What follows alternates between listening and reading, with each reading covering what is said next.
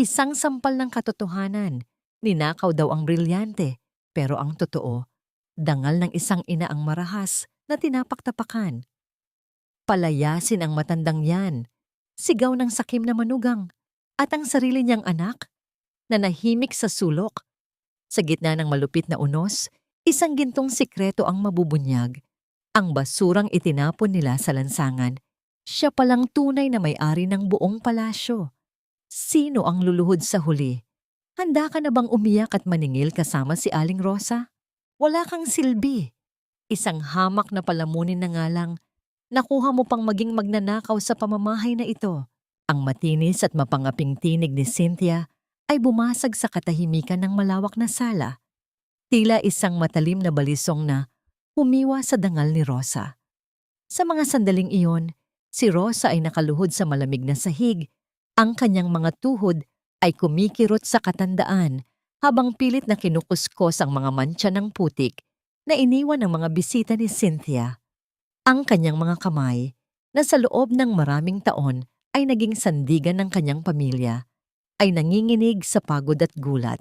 Sa gitna ng kanyang pagluhod, dahan-dahan niyang inangat ang kanyang paningin at tumingin sa kanyang manugang na ngayon ay nakatayo sa kanyang harapan. Ang mukha ay balot ng puot at pagkamuhi. Kani-kanina lang, maingat na nililinis ni Rosa ang silid ni Cynthia dahil ayaw niyang mapagalitan ang katulong na may sakit. Ginawa niya iyon ng may pagmamahal, tila ba bawat dumi na kanyang pinapalis ay isang paraan ng pag-aalaga sa kanyang anak na si Paulo at sa pamilya nito. Ngunit ang kabutihang yon ay mabilis na tinumbasan ng isang malupit na bintang.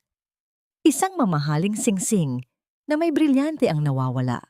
At ayon kay Cynthia, walang ibang maaaring kumuha nito kundi ang matandang biyenan na palagi na lamang nakabuntot sa kanila. Cynthia, maawa ka. Wala akong kinuha. Hindi ko magagawa ang magnakaw sa sarili kong anak. Ang pautal-utal na sagot ni Rosa, ang kanyang tinig ay halos pabulong na dahil sa sikip ng kanyang dibdib. Ang bawat salita ay parang isang tinik na bumabara sa kanyang lalamunan.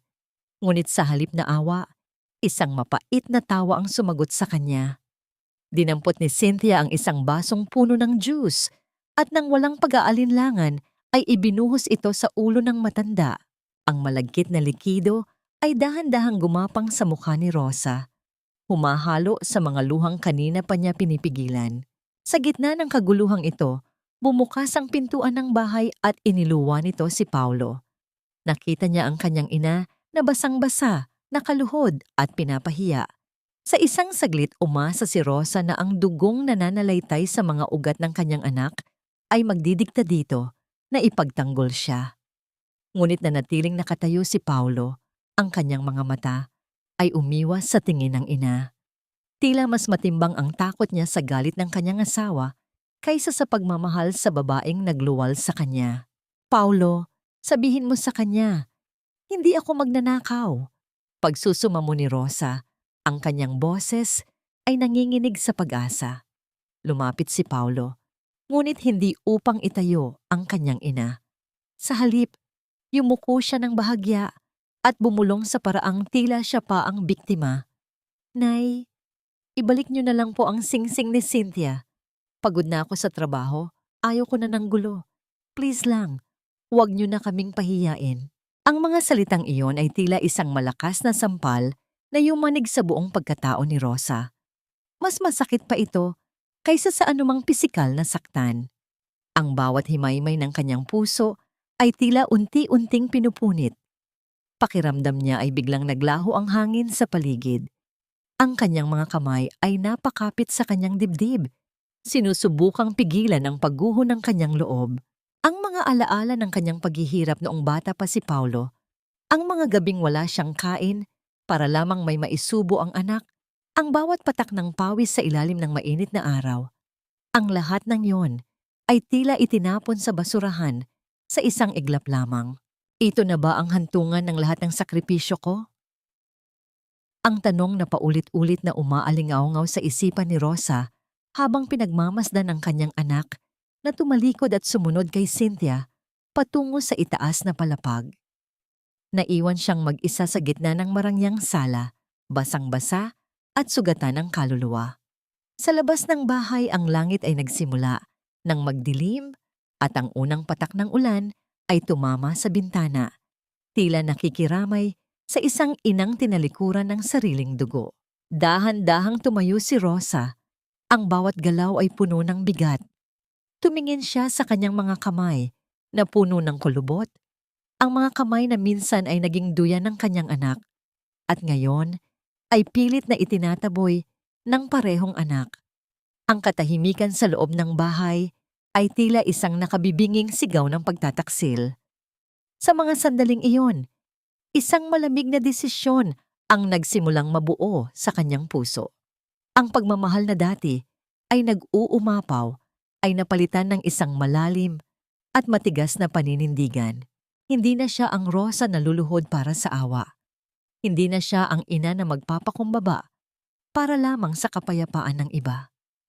Habang dahan-dahan niyang pinupunasan ang kanyang mukha, ang kanyang mga mata ay hindi na nagpapakita ng takot, kundi isang klase ng katarungan na matagal na niyang ipinagkait sa kanyang sarili. Ngunit sa likod ng lahat ng ito, isang katanungan ang nanatiling nakatago sa dilim. Hanggang saan nga ba ang kayang gawin ng isang ina para iligtas ang kaluluwa ng kanyang anak na naligaw ng landas? At sa gabing ito ng bagyo, ito na nga ba ang huling pagkakataon na makikita niya ang mukha ni Paulo bilang kanyang mahal na anak? Lumayas ka na. Huwag mo nang hintayin na kaladkarin pa kita palabas ng pamamahay na ito. Ang boses ni Cynthia ay umalingaw-ngaw sa pasilyo. Tila isang kulog na mas malakas pa sa banta ng bagyo sa labas. Hawak-hawak niya ang isang luma at kupas na maleta, ang tanging gamit na dala ni Rosa noong lumuwas ito mula sa probinsya, at walang awang itinanapon ito sa paanan ng matanda. Ang maleta ay tumama sa sahig nang may mabigat na tunog, dahilan upang bumukas ang sira-sirang zipper nito at kumalat ang ilang pirasong luma at mantsaheng damit ni Rosa sa marangyang carpet.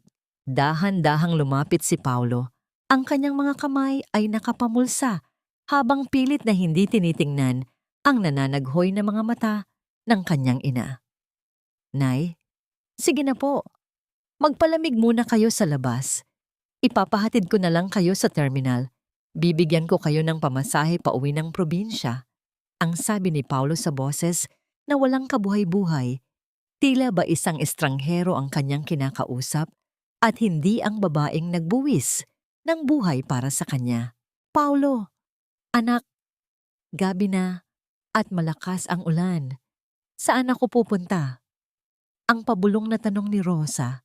Ang kanyang boses ay nanginginig sa ginaw at sa hindi maipaliwanag na sakit. Ngunit bago pa makasagot si Paulo, marahas na hinila ni Cynthia ang braso ng matanda patungo sa pintuan. Ang bawat hakbang ni Rosa ay tila isang paglalakad sa ibabaw ng mga bubog. Bawat hila ni Cynthia ay tila pagtanggal ng huling hibla ng dignidad sa kanyang katawan. Sa gitna ng tensyon, isang maliit na boses ang narinig mula sa itaas ng hagdanan. Lola Rosa! Lola, huwag po kayong aalis. Si Angel, ang 5 taong gulang na anak ni na Paulo, at Cynthia ay patakbong bumaba habang umiiyak. Hawak-hawak ng bata ang kanyang paboritong kumot at isang maliit na tinapay na itinago niya mula sa hapunan. Lola, eto po. Kain po kayo. Ang sabi ng bata habang pilit na isinisiksik ang tinapay sa palad ng kanyang lola. Isang matalim na tingin ang ipinatama ni Cynthia sa anak. Angel, bumalik ka sa kwarto mo. Huwag kang lalapit sa magnanakaw na yan. Marahas na binuhat ni Cynthia ang bata at pilit na inilayo kay Rosa.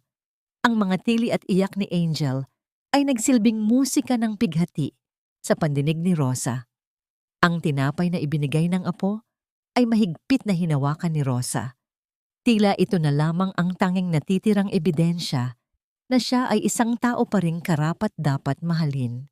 Tuluyan nang itinulak ni Cynthia si Rosa palabas ng malaking pintuan ng mansyon. Ang malamig na hangin at malakas na patak ng ulan ay agad na dumampi sa balat ng matanda. Dahilan upang manginig ang kanyang buong katawan. Narinig niya ang pagpihit ng kandado at ang marahas na pagsasara ng pinto. Ang tunog na naghudyat ng formal na pagtatapos ng kanyang buhay bilang isang ina sa bahay na iyon. Nakatayo si Rosa sa gitna ng dilim, sa ilalim ng langit na tila nakikiramay sa kanyang pagdadalamhati.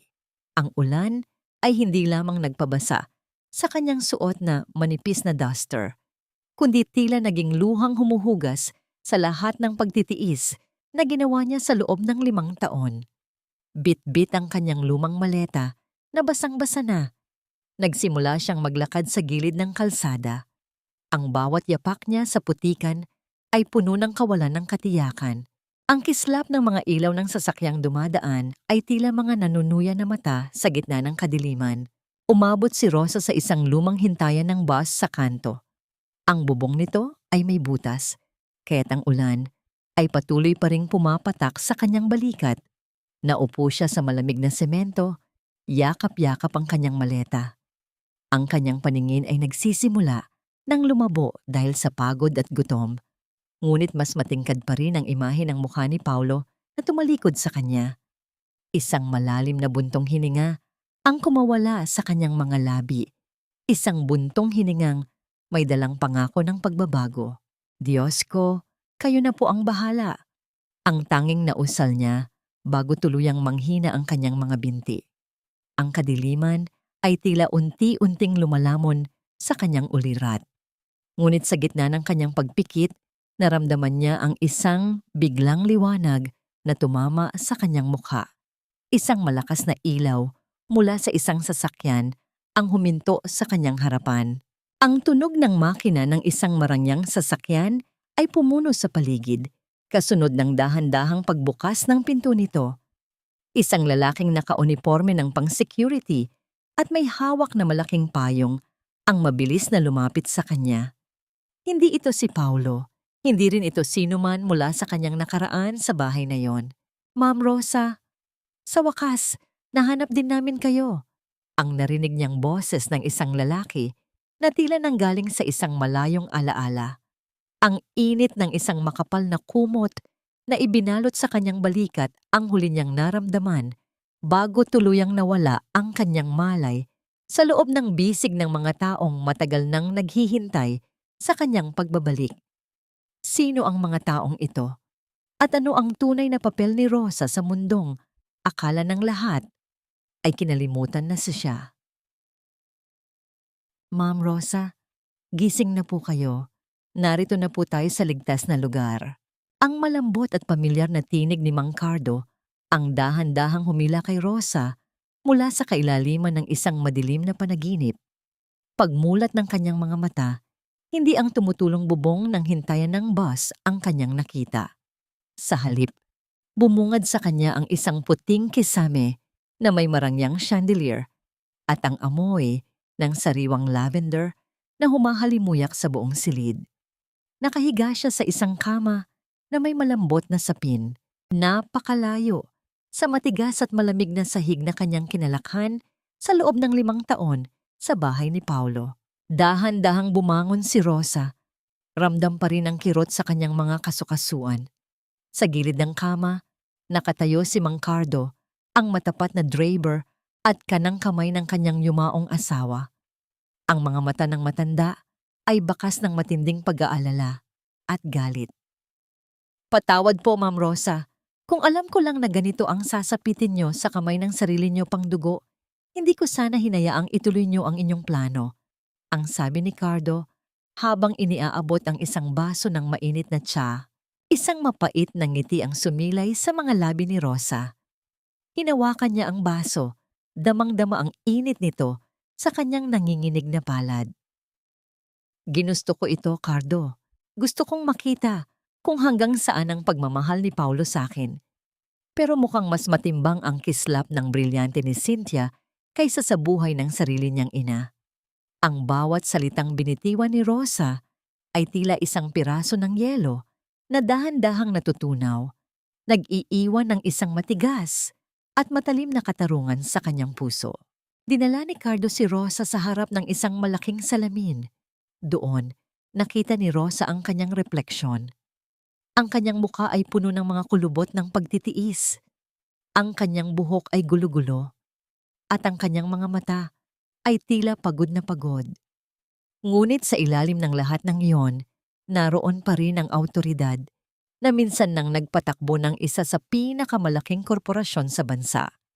Isang hudyat mula kay Rosa at pumasok ang ilang mga katulong na may dalang mga mamahaling damit, pabango at mga alahas. Ang mainit na tubig sa bathtub ay dahan-dahang humugas sa dumi at putik mula sa lansangan. Habang ang bawat patak ng tubig ay dumadaloy sa kanyang katawan, tila ba sumasama rin dito ang bawat pangaapi at bawat sampal na tinanggap niya mula kay Cynthia. Nang muling tumayo si Rosa sa harap ng salamin, hindi na siya ang aling Rosa na nakasuot ng kupas na duster.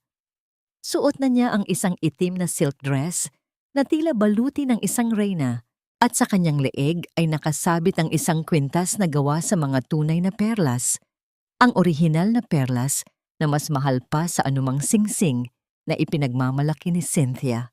Cardo, ihanda mo ang lahat ng papeles. Ang utos ni Rosa sa isang boses na wala ng bahid ng pag-aalinlangan. Gusto kong makita ang kasalukuyang takbo ng kumpanya ni Paulo. Gusto kong malaman kung paano nila ginugugol ang perang pinaghirapan namin ng kanyang ama. Naupo si Rosa sa likod ng isang malaking mahogany desk sa kanyang opisina. Binuksan niya ang isang folder na naglalaman ng mga ulat tungkol sa negosyo ni Paulo. Isang malalim na buntong hininga ang kumawala sa kanya nang makita ang mga pulang numero. Ang kumpanya ni Paulo ay unti-unti nang nalulunod sa utang dahil sa marangyang pamumuhay ni Cynthia. Ang mga kontrata na nagpapatakbo sa kanilang kumpanya ay nakasalalay lamang sa isang malaking investor, ang Villarama Group, na lingid sa kaalaman ni Paulo ay pagmamay-ari mismo ni Rosa. Tumayo si Rosa at lumapit sa malaking bintana na nakaharap sa lungsod. Mula sa itaas ng kanyang gusali, ang lahat ng bagay sa ibaba ay tila maliliit na langgam. Doon niya napagtanto na ang kanyang pagtitiis ay may hangganan at ang hangganan na iyon ay naabot na noong gabing isara sa kanya ang pinto ng kanyang sariling tahanan. Ang kanyang puso, na dati ay puno ng pag-unawa, ay tila naging isang matibay na pader ng determinasyon. "Nay, sorry po, pero kailangan niyo munang umalis." Ang boses ni Paulo ay muling umalingaw-ngaw sa kanyang isipan, tila isang lason na patuloy na sumisira sa kanyang katahimikan. Ngunit sa pagkakataong ito, hindi na iyak ang isinasagot ni Rosa sa alaala na yon. Isang malamig na plano ang dahan-dahang nabubuo sa kanyang isipan.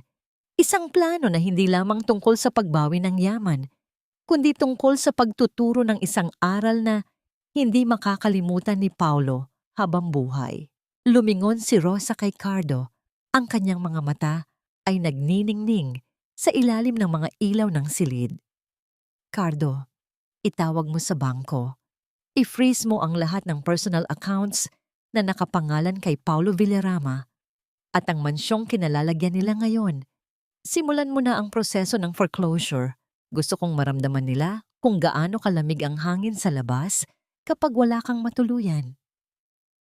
"Masusunod po, ma'am," ang sagot ni Cardo nang may bahagyang ngiti sa kanyang mga labi. Habang ang gabi ay lumalalim, si Rosa ay nanatiling nakatayo sa harap ng bintana. Ang kanyang mga daliri ay marahang humahawak sa kanyang perlas. Ang kanyang isipan ay nakatuon na sa susunod na hakbang. Ngunit sa kabila ng kanyang kapangyarihan, isang lihim na sakit ang nananatiling nakabaon sa kanyang puso. Sapat na nga ba ang yaman para hilumin ang sugat na iniwan ng sariling anak? At ano ang gagawin ni Paulo kapag nalaman niyang ang taong balak niyang huthutan ay ang inang itinapon niya sa dilim? "Ang ganda talaga ng bahay niyo, Cynthia. Parang palasyo. At ito ba yung bagong bag mo mula sa Paris? Grabe, sana all." Ang mga pambobola ng mga kaibigan ni Cynthia ay umalingaungaw sa buong sala, naghahatid ng peking saya na pilit nagtatago sa katotohanang isang gabi pa lamang ang nakalipas mula nang may isang inang pinalayas sa mismong espasyong iyon. Ang mga mamahaling champagne ay patuloy na isinasalin sa mga kristal na baso. Ang bawat patak ay tila simbolo ng karangyaan na unti-unting lumulunod sa moralidad ng tahanang iyon. Nakasuot si Cynthia ng isang pulang damit na halos sumilaw sa paningin. Ang kanyang mga ngiti ay kasing pekeng ng mga papuri na kanyang tinatanggap. Sa isang madilim na sulok ng bahay, malayo sa ingay ng kasiyahan, nakaupo si Paulo sa kanyang opisina. Ang kanyang mga kamay ay mahigpit na nakahawak sa isang baso ng alak. Ang kanyang mga mata ay nakatitig sa kawalan. Hindi niya maialis sa kanyang isipan ang imahe ng kanyang ina, basang-basa sa ulan, at ang pagmamakaawa nito. Ang konsensya ay dahan-dahang gumagapang sa kanyang dibdib, isang bigat na hindi matumbasan ng lahat ng yaman na ipinagmamalaki ng kanyang asawa sa labas. Pumasok si Cynthia sa opisina. Ang amoy ng kanyang mamahaling pabango ay mabilis na pumatay sa amoy ng lumang kahoy at sigarilyo ni Paulo. Lumapit siya at marahang hinaplos ang balikat ng kanyang asawa. "Oh, bakit ganyan ang mukha mo? Party natin ito, Paulo. Dapat nagpapakasaya ka. Masyado kang nag-iisip sa nanay mo." Ang sabi ni Cynthia sa boses na nag-aanyayang kalimutan ng lahat. Umiling si Paulo. Ang kanyang boses ay may halong pag-aalinlangan. "Cynthia, tama ba yung ginawa natin kagabi? Paano kung may nangyaring masama sa kanya sa labas? Matanda na si nanay." Isang malamig na tawa ang kumawala kay Cynthia. Lumipat siya sa harapan ni Paulo at tumitig ng diretso sa mga mata nito. "Paulo, pakinggan mo ako. Ang nanay mo, ginagawa niya lang yun para paikutin ka. Nagpapaawa effect para makuha niya ang simpatsya mo. Magnanakaw siya, Paulo. Nakita mo naman, di ba? Bakit mo pinoprotektahan ang taong sumisira sa pamilya natin? Gusto mo bang lumaki si Angel na may lola na magnanakaw? Ginawa lang natin kung ano ang tama para sa anak natin." Ang mga salitang yon ay tila laso na nadahan-dahang ipinapatak sa isipan ni Paulo. Ang pamamaraan ni Cynthia ng pagmamanipula, ang pagbaluktot sa katotohanan upang lumabas na siya ang biktima at si Rosa ang kontrabida, ay epektibong pumipigil sa anumang pagnanais ni Paulo na hanapin ang kanyang ina. Napabuntong hininga na lamang si Paulo at unti-unting tumango, tila isang taong nawalan ng sariling pag-iisip. Pinaniwala niya ang kanyang sarili na tama ang kanyang asawa, na ang lahat ng yon ay para sa kapakanan ng kanilang anak. Habang nagpapatuloy ang kasiyahan, si Angel ay nakasilip mula sa siwang ng pinto ng kanyang silid. Hawak-hawak pa rin ng bata ang kumot na palaging ginagamit ng kanyang lola Rosa. Ang mga inosenteng mata nito ay puno ng katanungan. Bakit sila nagdiriwang habang ang kanyang lola ay wala? Ang katahimikan ni Angel ay tila isang malakas na paghusga sa lahat ng kasinungalingang nagaganap sa ibaba. Sa gitna ng tawanan at pagyayabang ni Cynthia tungkol sa kanilang nalalapit na bakasyon sa Europa, isang matinis na tunog ang bumasag sa hangin. Tumunog ang telepono sa bulsa ni Paulo. Kinuha niya ito at tiningnan ang screen. Ito ay mula kay Mr. Gonzales, ang pinakamalaking kliyente ng kanilang kumpanya. Lumayo si Paulo sa ingay at sinagot ang tawag. Umaasang isa itong magandang balita na magdadagdag sa kanilang yaman. Ngunit ang mga unang salita na narinig niya mula sa kabilang linya ay tila isang malakas na suntok sa kanyang sikmura. Ang boses ni Mr. Gonzales ay malamig at puno ng pagmamadali. Walang paligoy-ligoy, ipinaalam nito na ang buong kontrata na nagkakahalaga ng milyon-milyon ay kinansela nang walang abiso. Hindi pa man nakakapagsalita si Paulo, idinagdag pa ni Mr. Gonzales na ang desisyon ay utos mula sa taas, isang direktiba mula sa bagong may-ari ng main holding company na kumokontrol sa kanilang industriya. Pero Mr. Gonzales, hindi niyo pwedeng gawin ito. Nakasalalay sa kontratang ito ang buhay ng kumpanya ko. Ang halos nagmamakaawang sagot ni Paulo, ang kanyang boses ay nagsimulang manginig sa kaba. Ngunit ang tanging naging tugon ni Mr. Gonzales ay ang tuyong tunog ng teleponong pinutol ang linya. Nakatayo si Paulo sa gitna ng opisina. Ang telepono ay nakabitin pa rin sa kanyang tainga habang ang katotohanan ay dahan-dahang lumulunod sa kanya. Ang mundo niya ay biglang gumuho sa isang iglap. Paano niya sasabihin kay Cynthia ang nangyari? At higit sa lahat, sino ang misteryosong bagong may-ari na nag-utos na burahin ang kanyang pangalan sa industriya? Sa labas ng pinto, patuloy ang pag-ikot ng mga baso at ang tawanan ni Cynthia. Ngunit sa isipan ni Paulo, ang nakikita lamang niya ay ang unti-unting pagkaguho ng kastilyong buhangin na itinayo niya sa ibabaw ng mga luha ng kanyang ina. Ano ang mangyayari sa kanilang karangyaan ngayon na ang mismong pinagmumulan nito ay pilit na inaagaw sa kanyang mga kamay? Ang malamig na pawis ay tuloy-tuloy na tumutulo mula sa noo ni Paulo, bumabagsak at unti-unting kumakalat sa ibabaw ng kanyang mahogany desk. Kanina pa niya sinusubukang ilagay ang kanyang password sa sistema ng bangko, ngunit ang tanging bumubulaga sa kanyang paningin ay ang isang matapang na pulang mensahe na nagsasabing hindi niya maaaring ma-access ang kanyang sariling pera. Bawat paggalaw ng kanyang mga daliri sa keyboard ay may kasamang matinding kaba. Tila mga binti ng isang taong tumatakbo palayo sa isang halimaw na hindi niya makita. Nang tawagan niya ang tagapamahala ng kanyang bangko, ang naging sagot lamang ay isang malamig na paliwanag na ang lahat ng kanyang personal at business accounts ay isinailalim sa isang legal hold, isang utos mula sa itaas na hindi nila maaaring suwayin. Hindi pa man tuluyang napoproseso ng isipan ni Paulo ang bigat ng balitang ito. Ang marahas na pagtulak sa pinto ng kanyang opisina ay lumikha ng malakas na dagundong na lalong nagpakabog sa kanyang dibdib. Pumasok si Cynthia na tila isang nagwawalang bagyo.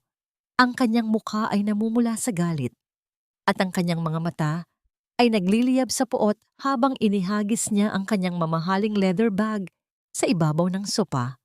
Wala siyang dalang kahit anong shopping bags, isang malinaw na senyales na hindi naging maganda ang kanyang araw sa paborito niyang mall.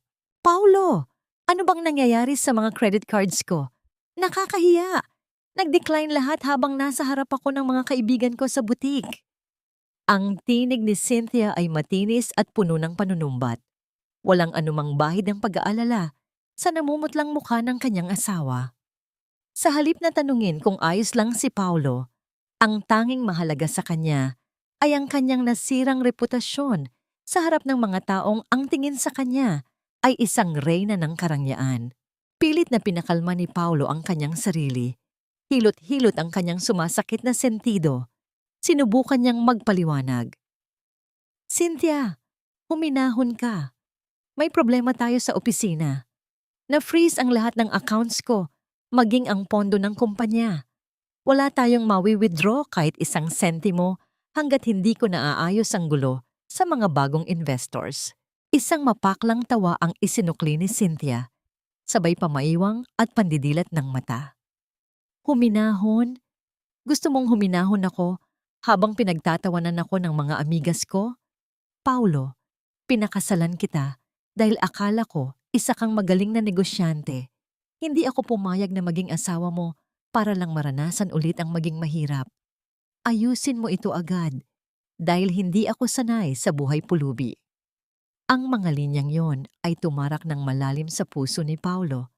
Sa mga sandaling iyon, tila unti-unting napupunit ang makapal na kurtina na nagtatago sa tunay na pagkatao ng kanyang asawa.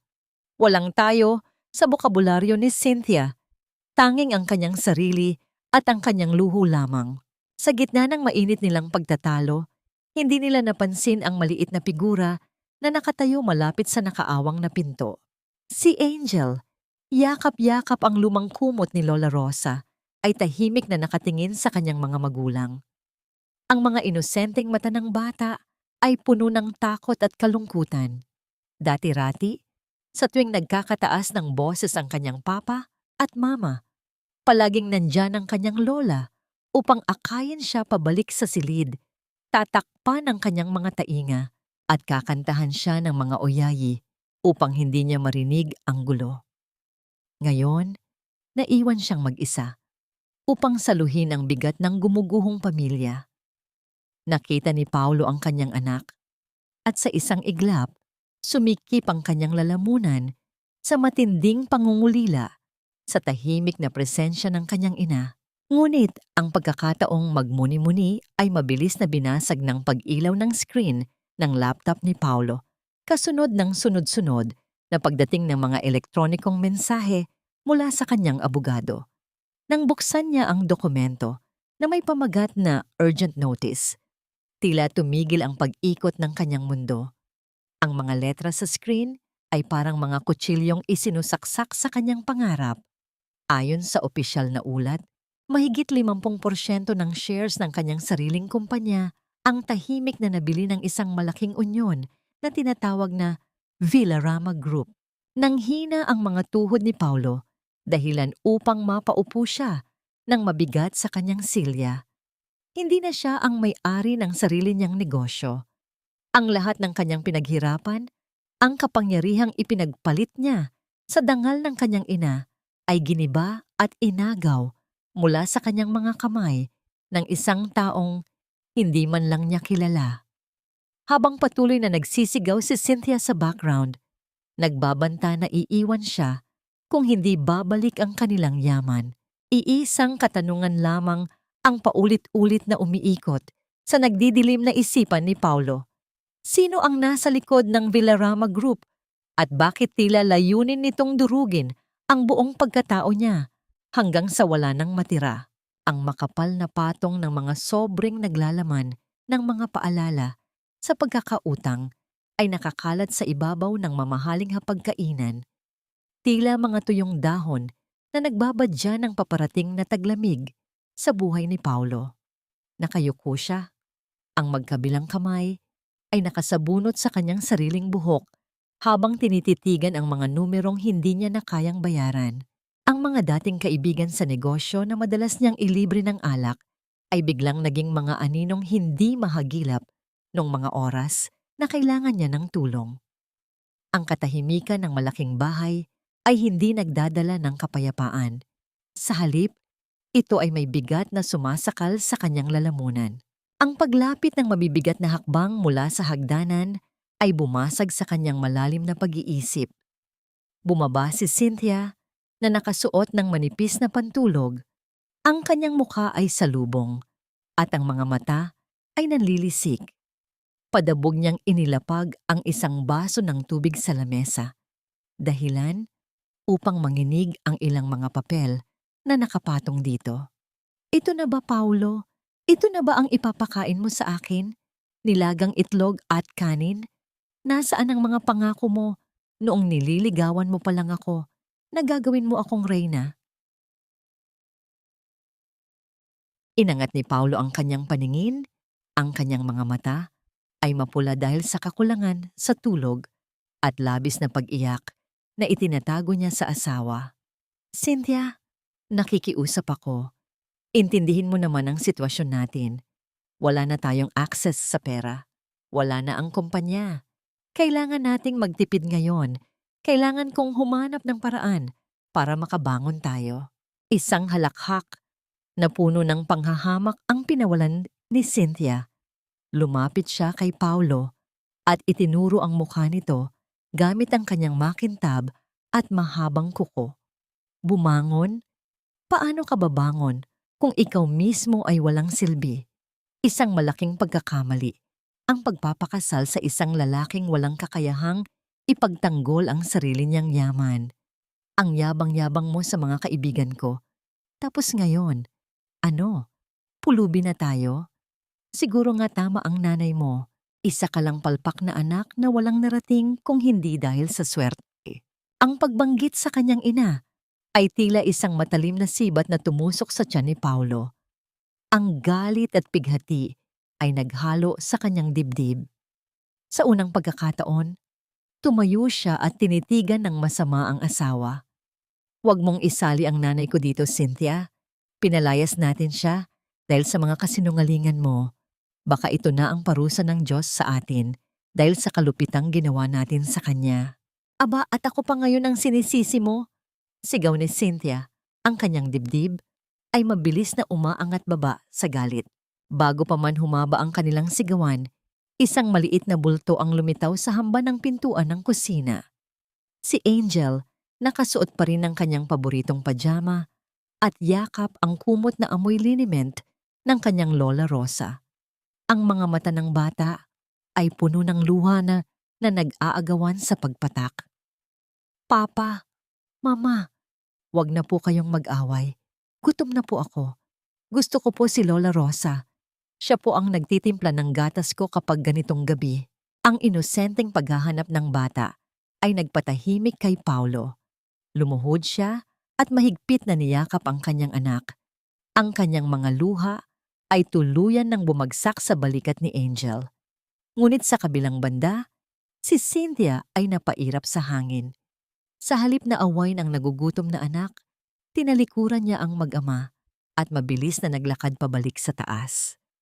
Wala siyang pakialam sa mga luha ni Angel dahil ang tanging pinoproblema ng kanyang isipan ay kung paano siya makakatakas mula sa naghihirap na buhay na yon.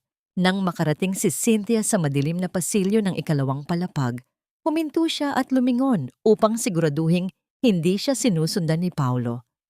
Isang tagong ngiti ang sumilay sa kanyang mga labi habang dahan-dahang inilabas ang kanyang telepono. Ang lahat ng kanyang pagkaawa ay matagal nang namatay. Pinindot niya ang isang pamilyar na numero na matagal na niyang ibinaon sa limot noong panahong masaganang nagbibigay ng pera si Paulo.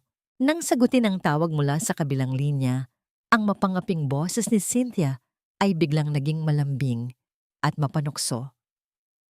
"Hello, Rico? Oo, ako to. Ang iyong Cynthia. Pasensya na kung ngayon lang ako napatawag. Kailangan ko ng tulong mo.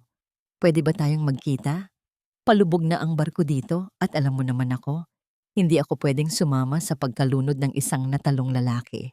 Habang patuloy na nakikipag-usap si Cynthia sa dilim, sa ibaba ay patuloy na pinapatahan ni Paulo ang kanyang umiiyak na anak. Walang kamalay-malay na ang natitirang haligigi ng kanyang pamilya ay nakahanda nang iwan siya sa gitna ng unos na siya mismo ang lumikha. Hanggang kailan mananatiling nakapiring ang mga mata ni Paulo bago niya makita ang ahas na matagal na niyang pinatutuloy sa kanyang sariling kwarto. Ang mainit na kape sa porselanang tasa ay hindi nagagalaw sa harapan ni Rosa. Nakaupo siya sa isang malaking silya sa balkonahe ng kanyang penthouse. Ang kanyang paningin ay nakatuon sa abalang kalsada sa ibaba. Ngunit ang kanyang isipan ay naglalakbay pabalik sa isang nakaraan na pilit niyang binaon sa limot. Ang hangin ay may dalang lamig na nagpapabalik sa alaala ng isang gabi sa loob ng isang maliit at maalikabok na ospital. 20 taon na ang nakalipas. Sa kanyang gunita, malinaw pa rin ang mahigpit na pagkakahawak ng kanyang yumaong asawa, si Eduardo. Ang mga kamay nito ay nanginginig, malamig, at halatang bumibigay na sa sakit. Ngunit ang mga mata nito ay nag-aapoy sa determinasyon. "Rosa, pakinggan mo ako."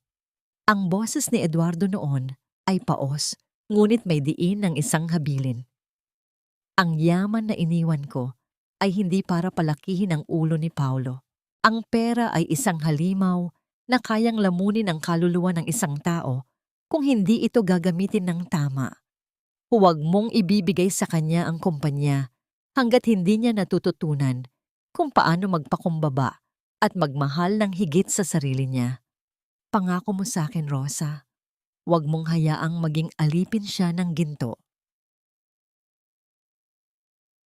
Isang mainit na luha ang dahan-dahang tumakas mula sa mga mata ni Rosa, bumagtas sa kanyang pisngi at pumatak sa kanyang itim na bestida. Tumupad siya sa pangako. Sa loob ng 5 taon mula nang mamatay si Eduardo, pinili ni Rosa na itago ang katotohanan. Binigyan niya ng sapat na puhunan si Paulo upang makapagsimula. Ngunit nanatili siyang nagpapanggap bilang isang simpleng ina mula sa probinsya upang patuloy na mabantayan ang pagkatao ng kanyang anak. Subalit, sa kabila ng kanyang mga sakripisyo, nakita niya kung paano kinain ng kayabangan si Paulo, kung paano nito hinayaang palitan ng isang malupit na babae ang pwesto ng pagmamahal sa kanyang puso.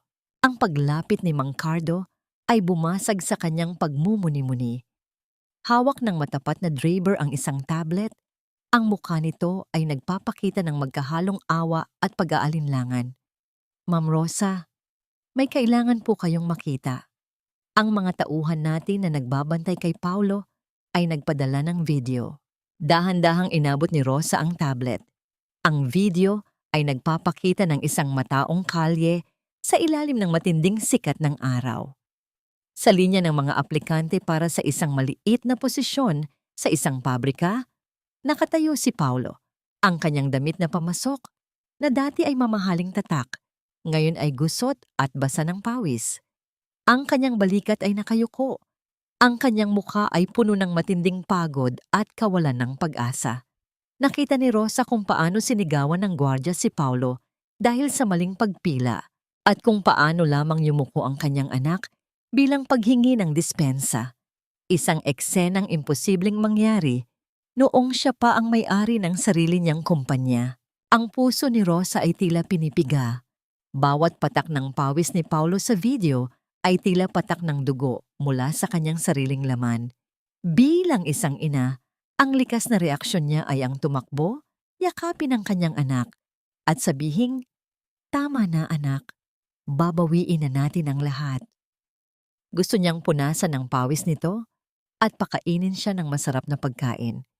Ngunit ang matalim na alaala ng pagpapalayas sa kanya sa gitna ng ulan ay mabilis na nagpabago sa tibok ng kanyang puso. Ibinigay ni Rosa ang tablet pabalik kay Cardo. Ang kanyang muka ay naging matigas na tila semento. Ang kanyang mga mata ay nanumbalik sa lamig ng isang leader. Hayaan mo siya, Cardo. Kung gusto niyang maging karapat-dapat muli bilang isang Villarama, kailangan niyang matutunan kung paano mabuhay bilang isang simpleng tao na nakikipaglaban para sa bawat butil ng bigas. Ang apoy ang nagpapatibay sa bakal. Hindi ko hihintuin ang prosesong ito hanggat hindi nasusunog ang huling bahid ng kanyang kayabangan. Habang patuloy na nakatitig sa kawalan si Rosa, sa kabilang bahagi ng lungsod, si Paulo ay patuloy na naghihintay sa pila. Ang kanyang sikmura ay kumakalam sa gutom habang sinusubukang kalkuluhin kung paano pagkakasyahin ang barya sa kanyang bulsa para sa gatas ni Angel. Wala siyang kamalay-malay na ang mga matang nagmamasid sa kanya mula sa malayo ay nagmamay-ari ng tanging taong may kakayahang iahon siya sa lusak na iyon. Hanggang saan ang kakayanin ni Paulo bago tuluyang sumuko ang kanyang katawan at isipan?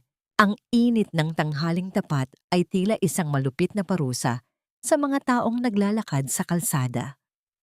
Ang aspalto ay naglalabas ng alimuom na halos lumusaw sa mga sapatos ni Paulo habang siya ay naglalakad palabas ng ikalimang pabrika na kanyang pinuntahan ngayong araw.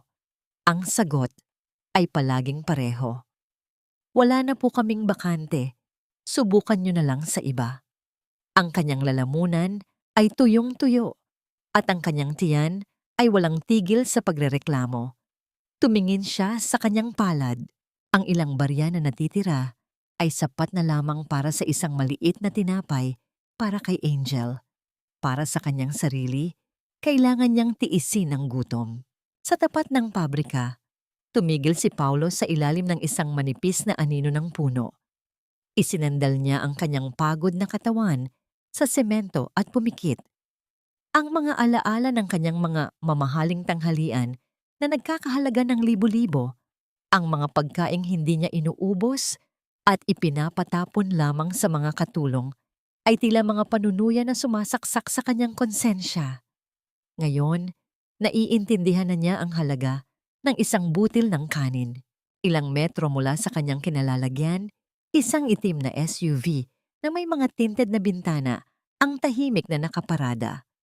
Sa loob ng malamig na sasakyan, nakaupo si Rosa, ang kanyang mga kamay ay mahigpit na nakakapit sa ibabaw ng kanyang tungkod. Ang kanyang mga mata ay hindi maalis sa nakapanlulumong kalagayan ng kanyang anak. Nakikita niya kung paano pahiran ni Paulo ang pawis nito gamit ang panyong dati ay ginagamit lamang para pamunas ng sapatos. Bawat galaw ni Paulo ay isang kurot sa kanyang puso, isang pagtatangkang wasakin ang kanyang matibay na paninindigan. Ma'am, baka po hindi na niya kaya, ang nag-aalalang komento ni Mang Cardo mula sa driver's seat habang tinititigan din si Paulo mula sa rearview mirror. Huminga ng malalim si Rosa, pinipigilan ang luha na nais kumawala. Kung bibigay siya ngayon, ibig sabihin ay wala siyang natutunan. Pero hindi ko rin kayang makitang bumagsak ang anak ko sa gutom sa harap ko mismo. Dumukot si Rosa sa kanyang bag at naglabas ng ilang libong piso. Inabot niya ito kay Cardo. Cardo, humanap ka ng isang tindero sa labas. Ibigay mo ang pera at sabihin mong pakainin niya si Paulo. Sabihin mong may isang nagmamagandang loob na nagbayad. Siguraduhin mo lang na hindi niya makikita na sa atin galing ang utos. Tumango si Cardo at tahimik na lumabas ng sasakyan. Naghahanap siya ng isang nagtitinda ng pagkain sa kariton na nakapwesto hindi kalayuan. Nang iabot niya ang pera at sabihin ang mga instruksyon ni Rosa, agad na tumalima ang tindero. Gumawa ito ng isang mainit na plato ng kanin at ulam at may kasama pang malamig na tubig. Lumapit ang tindero kay Paulo na nakapikit pa rin sa ilalim ng puno. Boss, heto may nagbayad na para sa inyo. Kainin nyo na, mukhang pagod na kayo. Ang sabi ng tindero habang inilalapag ang pagkain sa tabi ni Paulo. Idinilat ni Paulo ang kanyang mga mata. Bakas ang matinding gulat. Ang amoy ng mainit na pagkain ay tila isang himala na ipinadala mula sa langit. Po? Sino po ang nagbayad? Wala po akong pera para dyan. Ang nalilitong tanong ni Paulo, hindi makapaniwala na may nagbigay ng tulong sa isang estrangherong tulad niya. Ewan ko rin dun sa mama. Sabi niya lang, may nakakita daw sa inyo na gustong tumulong. Sige na, kainin niyo na bago pa lumamig. Sagot ng tindero bago bumalik sa kanyang pwesto. Nanginginig ang mga kamay ni Paulo nang hawakan niya ang kutsara at tinidor. Bago niya isubo ang unang kagat, ang kanyang paningin ay naglakbay sa paligid. Hinahanap ang anghel na gumawa ng kabutihang yon. Nang dumapo ang kanyang mga mata sa itim na SUV na nakaparada sa di kalayuan, tila may isang malamig na kuryente na dumaloy sa kanyang gulugod. Sa kabila ng madilim na salamin ng sasakyan, may nakita siyang isang bahagyang anino. Isang pamilyar na porma ng isang babae na may hawak na tungkod. Ang hugis ng anino, ang paraan ng pagkakaupo nito, ay nagpaalala sa kanya sa mga hapong naghihintay ang kanyang ina sa labas ng eskwelahan noong siya ay bata pa.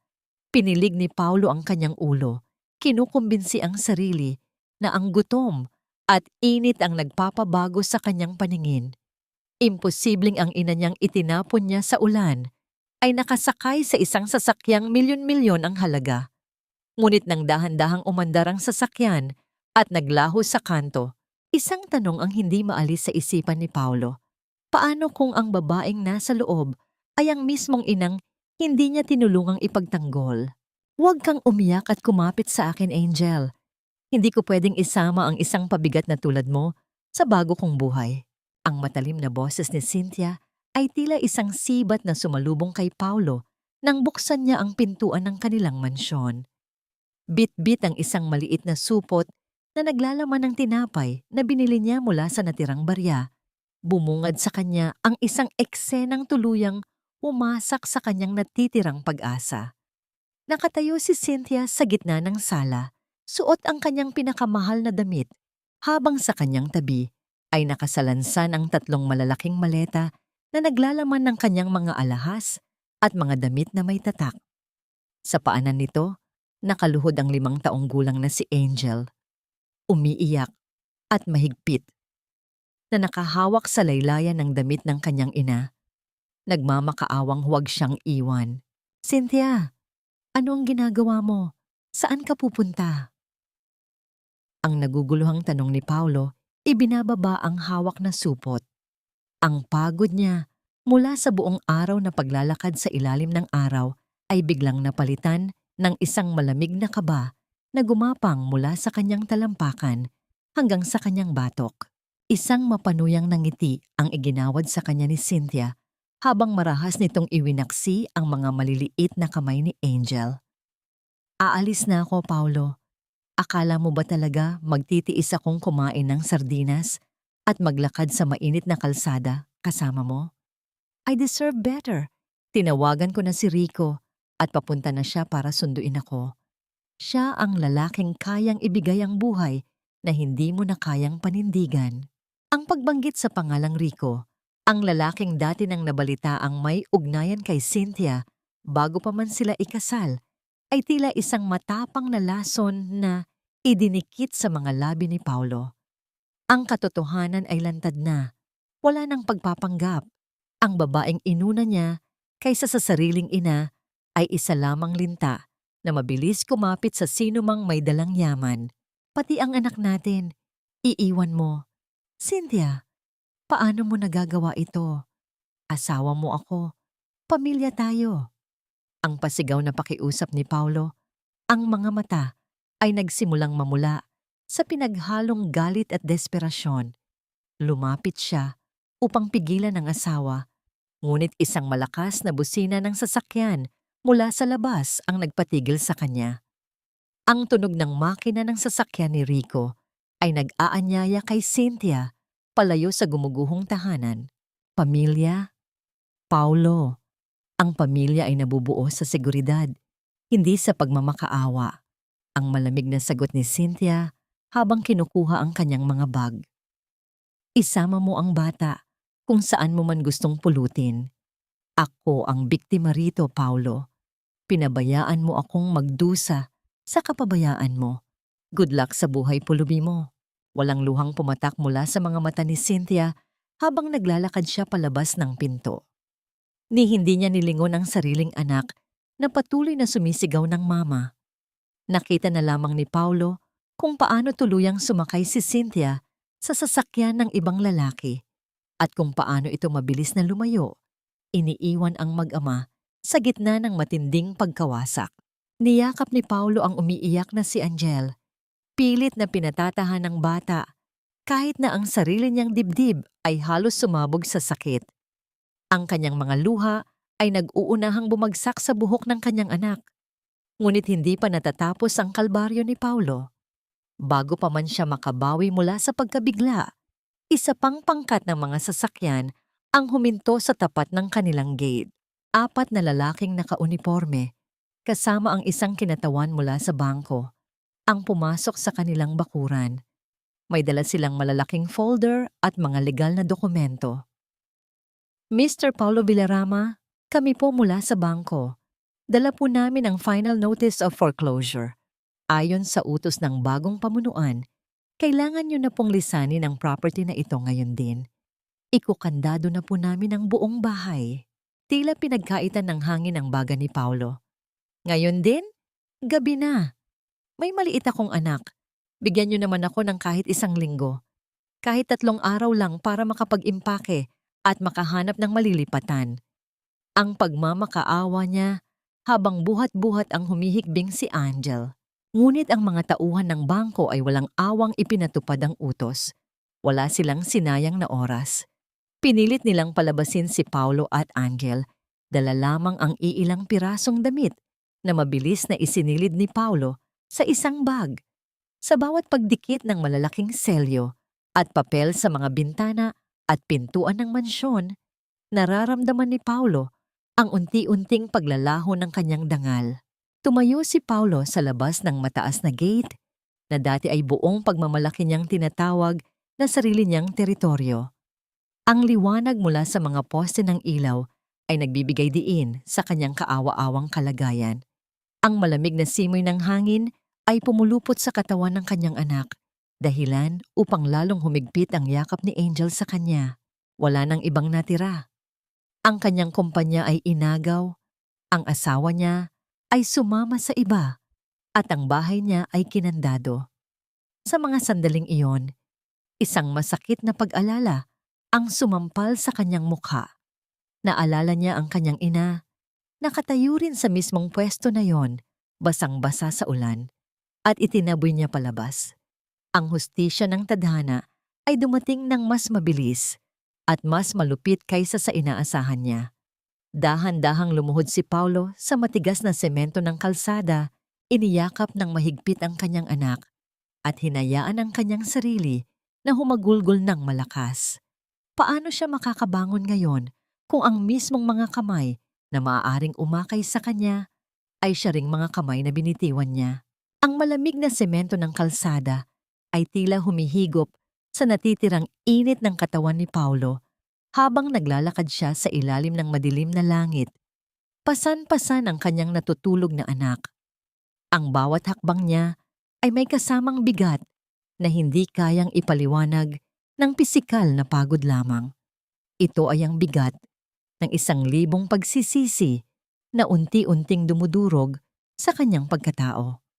Wala siyang malinaw na destinasyon.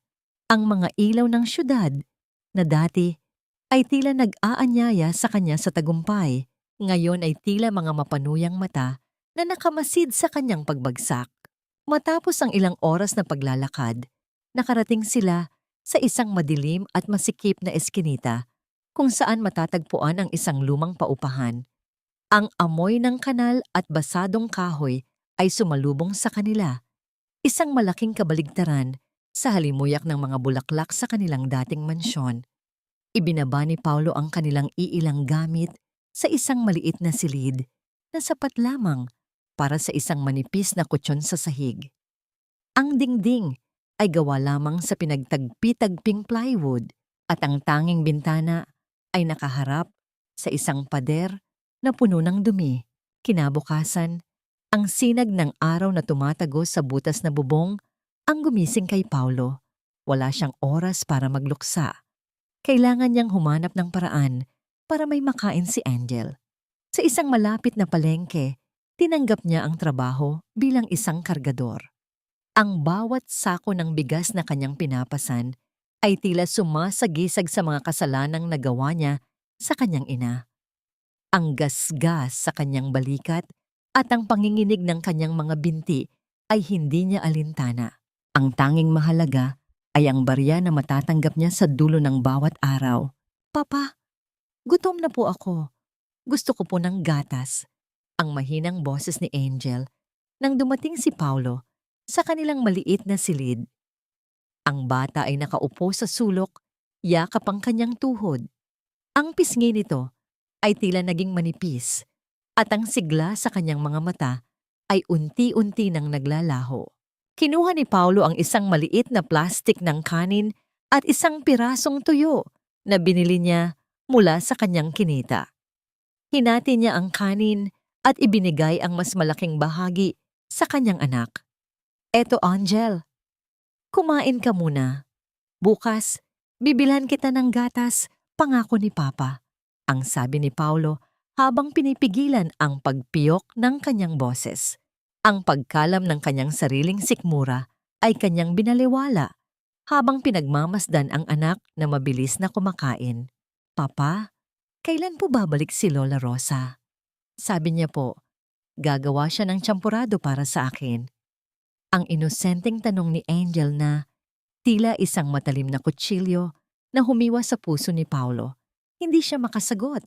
Paano niya ipapaliwanag sa bata na ang lola nito ay itinaboy niya sa ulan at ngayon ay hindi niya alam kung nasaan? Ang bawat subo ng kanin ay tila nagiging mapait na abo sa kanyang bibig. Habang lumalalim ang gabi, isang kakaibang init ang naramdaman ni Paulo mula sa katawan ni Angel na nakahiga sa kanyang tabi. Hinipo niya ang noo ng anak at agad na nabalot ng matinding kaba. Ang bata ay nag-aapoy sa lagnat. Ang hininga nito ay mabilis at mababaw, at ang mga labi ay tuyong-tuyo. Sinubukan niyang punasan ng basang bimpo ang katawan ng anak, ngunit tila hindi nito mapababa ang taas ng temperatura. "Angel! Angel! Gising!" Ang bulong ni Paulo, ngunit ang tanging sagot ng bata ay isang mahinang ungol ng sakit. Kinapa ni Paulo ang kanyang bulsa. Walang natirang barya, kahit pambili man lang ng paracetamol. Ang takot na mawalan ng anak sa gitna ng ganitong kahirapan ay tila isang malakas na alon na lumulunod sa kanya. Sa gitna ng desperasyon, binuhat ni Paulo ang anak at tumakbo palabas ng paupahan. Ang ulan ay muling nagsimulang pumatak. Tila isang paulit-ulit na sumpa ng tadhana. Tumayo siya sa gilid ng kalsada. Sumisigaw ng tulong habang yakap ang nanghihinang bata. Ngunit ang bawat sasakyang dumadaan ay tila bulag at bingi sa kanyang pagsusumamo. Sa mga sandaling iyon, ang tanging pangalan na nais isigaw ng kanyang puso ay ang pangalan ng inang kanyang itinakwil. Habang unti-unting nawawalan ng malay si Angel sa kanyang bisig, naramdaman ni Paulo ang isang matinding kawalan ng pag-asa. Mayroon pa bang milagro para sa isang lalaking nawala na ang lahat ng karangalan? "Daddy, pakiusap. Tulungan niyo ang anak ko. Maawa kayo." Ang boses ni Paulo ay halos mapatid na sa tindi ng pagsusumamo habang mabilis siyang tumatakbo sa gitna ng rumagasang ulan. Pasan ang nanghihinang katawan ni Angel. Ang bawat patak ng ulan ay tila mga karayom na tumutusok sa kanyang balat, at ang bawat hakbang niya sa madulas na kalsada ay isang pakikipagpatintero sa kamatayan. Nang makarating siya sa bukana ng isang pribadong ospital, agad siyang hinarang ng isang gwardiya dahil sa kanyang marusing na hitsura at basang-basang suot. "Boss, bawal po dito ang walang pambayad. Doon po kayo sa pampublikong ospital. 3 kanto pa mula rito." Ang sigaw ng gwardiya habang pilit na itinutulak si Paulo palabas. "Maawa kayo. Namumuti na ang mga mata ng anak ko. Kahit anong trabaho gagawin ko, bayaran ko lang ang hospital bill. Huwag niyo lang kaming itaboy." Halos lumuhod na si Paulo sa putikan. Ang kanyang mga luha ay humahalo sa ulan na walang tigil sa pagbuhos. Ngunit sa gitna ng kanilang pagtatalo, biglang tumunog ang walkie-talkie ng gwardiya at isang boses mula sa kabilang linya ang nagbigay ng mabilis na utos. Ang pagbabago sa mukha ng gwardiya ay hindi maikakaila. Mula sa pagiging malupit, bigla itong naging magalang at mabilis na binuksan ang pintuan para kay Paulo. Dinala si Angel sa loob ng emergency room. Naiwan si Paulo sa malamig na pasilyo, nakaupo sa sahig habang tumutulo ang tubig mula sa kanyang damit. Lumilikha ng isang maliit na lawa ng dumi sa malinis na tile. Ang kanyang buong katawan ay nanginginig, hindi lamang dahil sa ginaw, kundi dahil sa matinding takot na baka ito na ang huling sandali na mayayakap niya ang kanyang anak. Tumingin siya sa kanyang mga palad na puno ng kalyo at dumi mula sa pagkakargador. Ito ang mga kamay na hindi nagawang protektahan ng kanyang ina. At ngayon ay tila wala ring kapangyarihang iligtas ang kanyang anak. Matapos ang ilang oras na tila walang katapusan, lumapit ang isang nurse kay Paulo. "Kayo po ba ang tatay ni Angel? Maayos na po ang lagay ng bata. Naibaba na namin ang lagnat niya at kailangan na lang siyang obserbahan sa isang pribadong silid." "Salamat. Salamat po sa Diyos," ang tanging nausal ni Paulo habang humihagulgol. Ngunit agad ding bumalik ang kaba sa kanyang dibdib. "Ma, tungkol po sa bayad, wala po akong pera ngayon, pero mangangako po ako." "Huwag na po kayong mag-alala, sir." Ang putol ng nurse habang nakangiti ng mahiwaga. "Bayad na po ang lahat ng bill niyo, mula sa gamot hanggang sa kwarto. May isang pilantropo raw na nagmagandang loob na bayaran ang lahat ng gastusin para sa inyo. Sabi rin po ng management, may nakahanda na ring pagkain para sa inyo sa loob ng silid ng anak niyo." Hindi makapaniwala si Paulo sa kanyang narinig. Sino ang gagawa ng ganoong kalaking kabutihan sa isang taong tulad niya. Nang pumasok siya sa malinis at malamig na silid ni Angel, nakita niya ang kanyang anak na mahimbing na natutulog. May nakakabit na suwero sa maliit nitong kamay. Lumapit si Paulo at hinalikan ang noo ng anak. Sa ilalim ng unan ni Angel, may napansin siyang isang maliit na piraso ng papel na nakatiklop ng maayos. Dahan-dahan niyang binuksan ang papel. Walang pangalan ng nagpadala, ngunit ang sulat kamay ay pamilyar na pamilyar. Mga letrang bilugan at maayos ang sulat kamay na nakita niya sa bawat birthday card at baon na ibinibigay sa kanya noong bata pa siya. Ang nakasulat sa papel ay sapat na upang tuluyang gumuho ang natitirang depensa sa puso ni Paulo. Ang isang ina ay hindi kailanman bumibitaw sa kanyang anak, gaano man ito kalayo o gaano man kasakit ang kanyang idinulot. Magpalakas ka, Paulo, para sa bata. Napaupo si Paulo sa gilid ng kama. Ang papel ay mahigpit niyang idiniin sa kanyang dibdib.